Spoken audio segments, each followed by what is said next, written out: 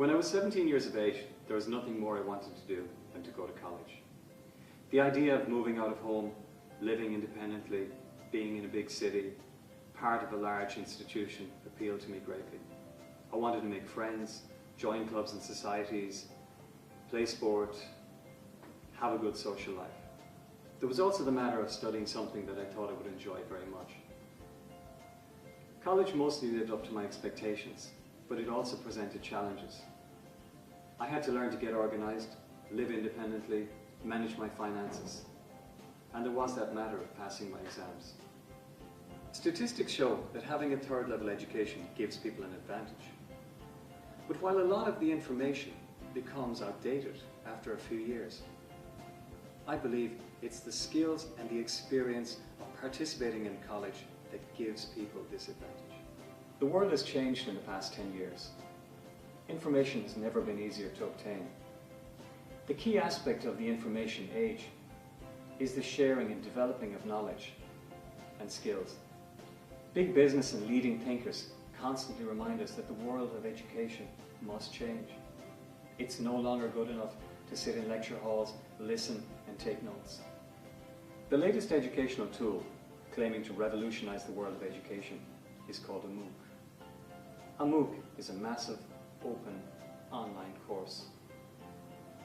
While there are different types of MOOCs, the ones that claim to have the ability to bring education to the masses, to every corner of the world, are called XMOOCs. These began at Stanford University in the United States, where a course in artificial intelligence, offered by lecturers Sebastian Thrun and Peter Norvig, was subscribed to by over 100,000 students. These mind-boggling statistics have forced the world to sit back and take notice. It led me to registering for my first MOOC. My first MOOC is called An Introduction to Communication Science. It was run by the University of Amsterdam in Holland. Every week I logged on a number of times from the comfort of my home and watched short video presentations on a topic that interested me. I diligently answered the multi-choice questions and found the course to be worthwhile. The content of the lessons were well laid out, well planned, well structured. The behaviourist aspect of doing multi-choice questions kept me focused, as did the exam, except I didn't do the exam. And in truth, I didn't learn as much as I thought. There are many positive aspects to the MOOC.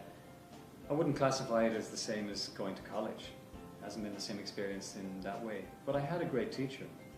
The course was free, and now I realise you can learn lots of interesting things without having to leave the comfort of your home.